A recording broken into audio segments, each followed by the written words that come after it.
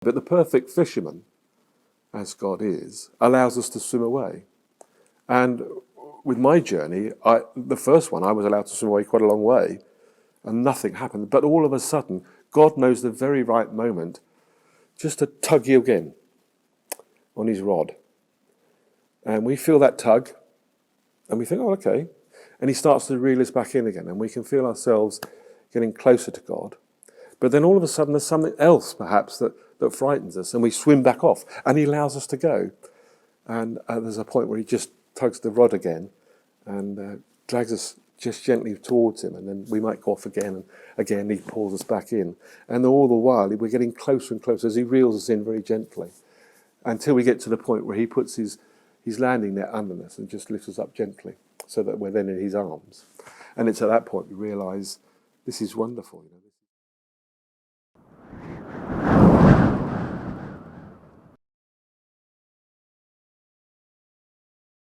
Welcome to another of our faith conversations. Today I'm joined by Tim. It's wonderful to have you with us. Thank you. Bless you. You're slightly different to some of the other people we've been talking, because up until recently you were the vicar in ministry area leader in the Raglan ministry area. I was. You've always been ordained a number of years. But if we wind the clock right back, right. How did you come to faith in the first place? Well, I guess I've got to go right back to my childhood, I suppose. Okay. A committed Christian mother, an agnostic father who was comfortable with his children going to church with his wife. So we were taken to church as children, and I suppose that's where it really started. Did I have a faith at that point? Don't really think so. I went because I had to. And then when I was 13, I decided that I would use my father as an excuse not to go to church. Since he didn't go, I didn't need to go. So I managed to persuade my mother that I didn't have to go. So I stopped going to church. And then it wasn't until, I suppose, I was married. I suppose getting married was the first, if you like, sense of God's call back to the church. So I connected with the church a wee bit. And it was only a wee bit when I was around getting married. The really big thing that drew me back to church was the birth of our first child. So that had a significant spiritual effect as well as everything else. It was a spiritual effect on me. So I think that was the first big step. As I said, I had a committed Christian mother, and my elder sister, who's 5 years older than me, was also a committed Christian, and she was a very big part of my life and a very huge influence in terms of my Christian faith. So that's where it started. Okay. So what sort of changed for you spiritually upon having a child? How did that impact you? Well, my original career was agriculture. I'm very keen on dairy farming, or cows particularly, not so much the dairy farming, because the dairy farming is quite hard work. But cows I love, and I suppose witnessing calves being born, particularly calves, made me realise there's something really special around birth. There's something significantly different, but really, really special about a new life coming into this world. And then when it's your own child, the emotional tie in that is phenomenal. So seeing new life and experiencing that new life as my own child, I thought, well, there's got to be something that makes this happen the way it does. Mm. And when you look at a brand new baby and it's got every little finger and every little fingernail and little wrinkles and everything's perfect, how does one little bit from a woman and one little bit from a man come together and produce that? I just can't believe it's coincidence. There's something greater at work here. So I suppose that was the first bit that got me going. And then recognising God in other ways, through nature mainly, plants even, flowers. We're sat here surrounded by flowers, and the beauty in those and the variation that you get.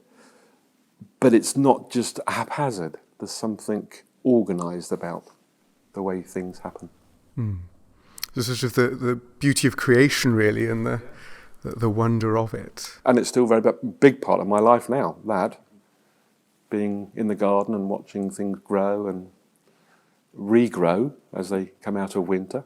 Fantastic, and I think that there's got to be organised. So I think God is very much involved with every aspect of our lives, and it's us being able to recognise that. Yeah.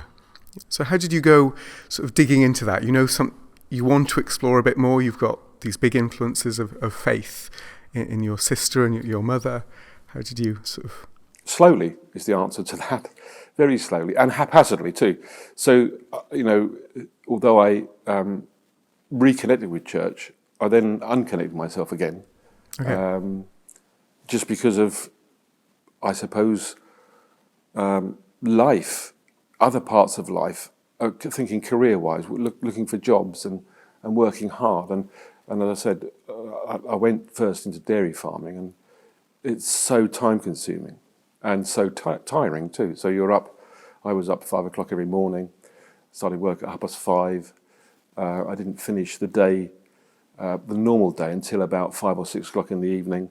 And then, if there was a cow calving or there was a problem down at the farm, I'd have to go back out again. So I could be out at 10 o'clock at night. I could be out at 2 o'clock in the morning. And then I'd start the whole process again the following morning. So you're constantly on the move, probably. You're constantly tired. Not so much the tired, it's the consumed. Your time is consumed. So other things get left behind, actually, and church was one of those things that got left behind. So until you hit something, and in my case it was possibly a wall, you hit a wall that shakes you somewhat and brings you back to thinking about God again. So, do you want to talk about the wall you hit? Or? Well, I hadn't thought about it until this morning. Do I want to talk about it now? Yeah, I think I need to, but it's tough because our first child died when she was 11 months old, of what is commonly known now as cot death, but sudden infant death syndrome. So even now, and that happened back in 1976, was it? No, 1977, sorry. She was born in 76. So it's a long, long time ago, and we still don't know the causes of that, which is sad in a way. But her death, funnily enough, was a massive part of my Christian walk. And having spoken to other people, I recognise that for quite a lot of people, it would turn you away from God rather than pull you towards God. Yes. For me, it pulled me towards God. And that's the only way I can come to terms with her death, that my feeling now is that she was chosen.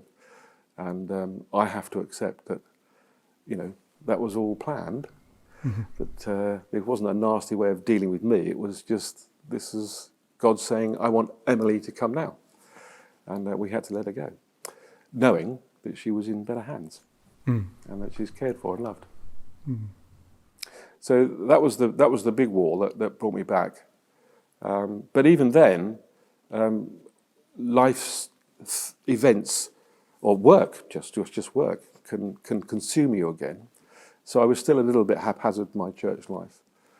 But as things go on, you have more children, things become a wee bit easier in terms of work. I changed jobs. I left practical agriculture in terms of physically working on a farm and went into selling feeding stuff and seeds to farmers. And that released time for me, if you like, so I could spend more time with the family. And obviously I had weekends off. Didn't have to work on a weekend. Or if I did, the work that I did was paperwork that I could do at home. Yeah. So I had more free time, particularly on a Sunday, so that I could partake in church again. And interestingly, something you may or may not know, I started going to Magor Church. Okay. And the vicar at the time, a lovely chap called Peter Cobb, was just so warm and welcoming, and put no pressure on at all about anything, but very encouraging all at the same time. It was just perfect for me at that time. So I felt very encouraged by him. And if I couldn't make church, I didn't feel as if he was telling me off the next time I saw him. Okay. But when I did next see him, he was that warm, welcoming encouragement that I needed. So he was great, and he did encourage me to get more and more involved with the church. So that started with me doing youth club along with a curate at the time, and then I started on the PCC, I think, started reading the lessons, and then going on to perhaps joining with the intercessions. So I became more and more actively involved with church life rather than just being a partaker of a Sunday morning. Mm. So how did the call to ordination come about? It's quite the change from sort of farming to... Yes. To and anyway, people say, what made you change? And the only answer I can give is God, because it certainly wasn't me. The last thing I ever thought about doing was becoming a vicar. I knew the sorts of things I'd done and still do, and can't actually believe that God would want me to be a vicar, knowing the mistakes I've made. But my calling was quite strange, and I suppose quite quick in a way, although I slowed it right down. We were at a friend's house having supper. There were 8 people having supper around this table, and I'd known this family for some length of time. And in the middle of this and we'd never had this conversation before, in the middle of this dinner party, the host said to me, "Have you ever thought about becoming a vicar?" And I just thought it was hysterical. So I laughed and said, "No, absolutely no way am I doing that." Exactly 3 weeks later, my parents were down for the weekend, and we were driving down from Penhow down to Magor, down the St Bride's Road. And my mum was with us. My father didn't come, obviously, because he's an atheist, agnostic. My mother was in the car, and we weren't actually conversing at all. But she suddenly said, "Have you ever thought about becoming a vicar?" Again, I thought it was hysterical and laughed and said, "You must be joking." But interestingly, only 3 weeks ago, somebody asked me the same question. Exactly 3 weeks after that was Christmas Day, and we arrived in Magor Church late, as was our wont probably at the time. Getting 2 children out of the house and down the road by 10 o'clock was quite an ordeal. So we arrived late. The only seats left were right smack in the front pew. Yeah. And we happened to be, when we got there, I realised that we were sat right in front of Sian Cobb, Peter's wife, the vicar's wife, and was it his father and her mother, I think it was. Anyway, we sat down and we had the service, and I stood up after the service and I turned round to pick up my coat, because my coat was on the pew, and I turned round and again recognised they were behind me, so I said, "Happy Christmas" to them. And Sian said, I don't know why, I've all the way through this service, I felt I've got to ask you this question. Have you ever thought about being ordained? Well, at that point, you could have blown me over with a feather, I think, because I was so amazed that this happened so quickly. All this within 6 weeks, I had 3 different people that were relatively unrelated, but saying the same thing. And I knew they hadn't spoken to each other about this, so I felt, well, something must be going on. I then ummed and ahed about it for a few weeks, and then went to see Peter Cobb and told him my experience. And he said, "Well, how did I want to proceed with this?" So I said, "Well, I don't." So he said, "Fine, don't." So I decided that God was definitely calling. I had determined that God was definitely calling me to something, and I decided that actually He wasn't calling me to be ordained. He was calling me to set up my own business, selling to feed and seeds to farmers. So that's what I did, and I carried on that for a while, and I suppose about 3 months after I began the business, I had another call of some description. Somebody else said something about becoming a vicar. And then that sense of being called grew and grew, so that it was once a month, once a week, once a day, once an hour.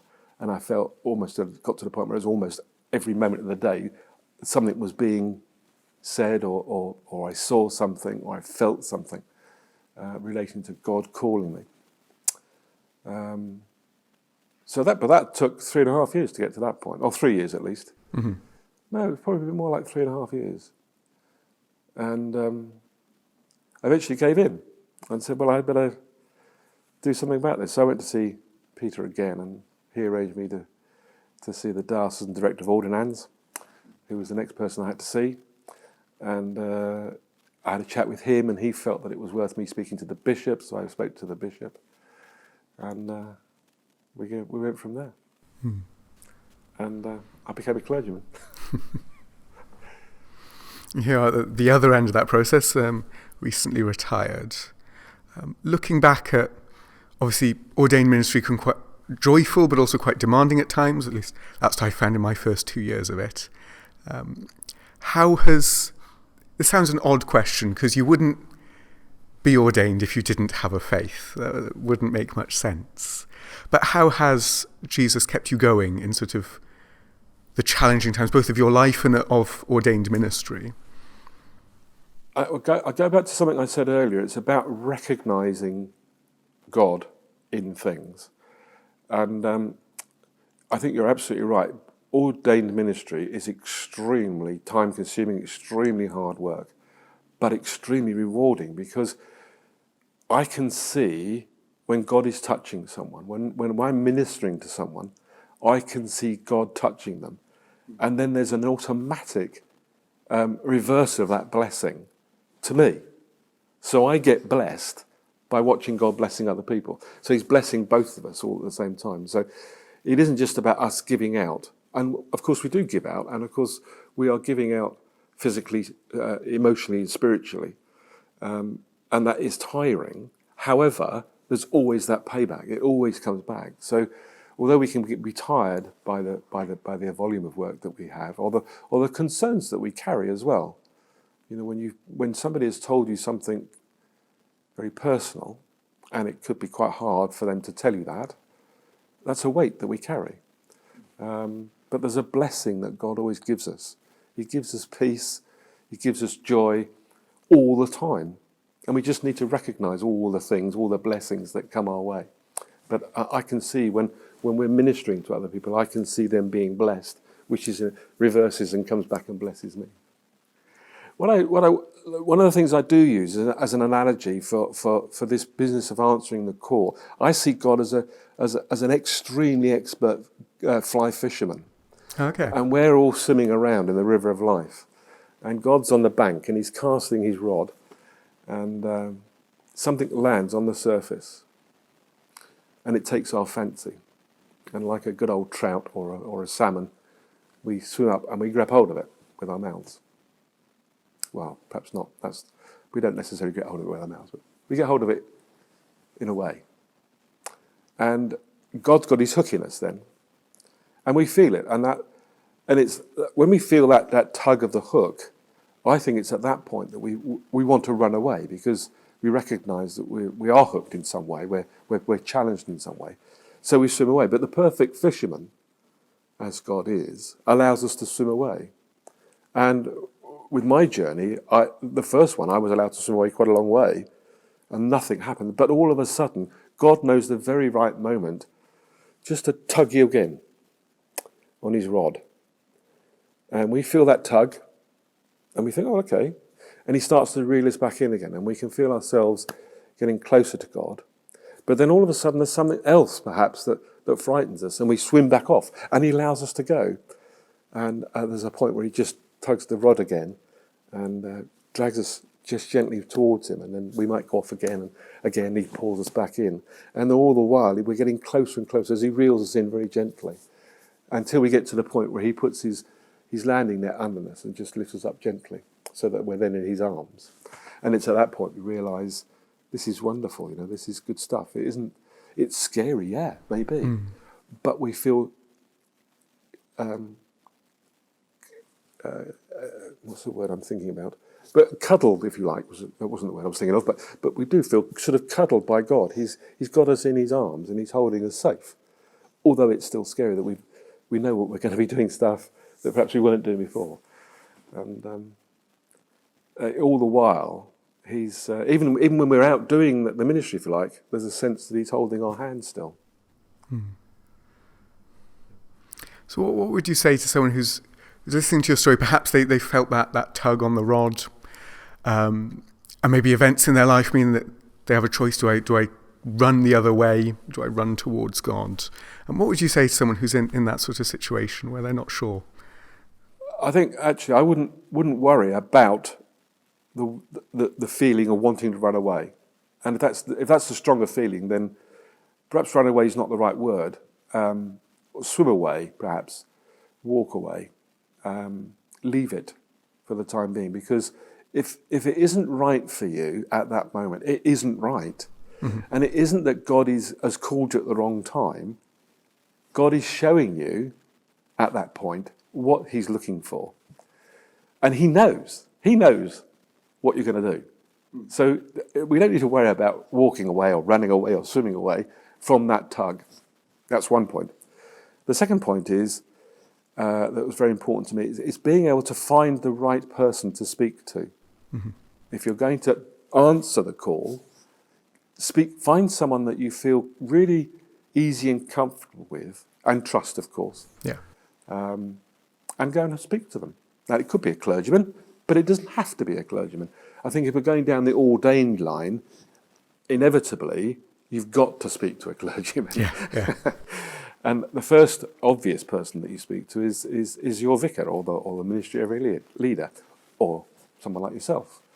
And then that particular clergyman, whoever it is, will then pass you through the processes that we have to go through in terms of selection for ordained ministry. But that, we don't need to worry too much about that at the beginning. I think it's just finding the right person to speak to, getting true, proper, gentle, sensitive Christian counsel from someone. I'm not talking about a counsellor. Yeah. I'm talking about just good Christian counsel, good Christian advice. Somebody that you trust to help you understand what's going on. Mm.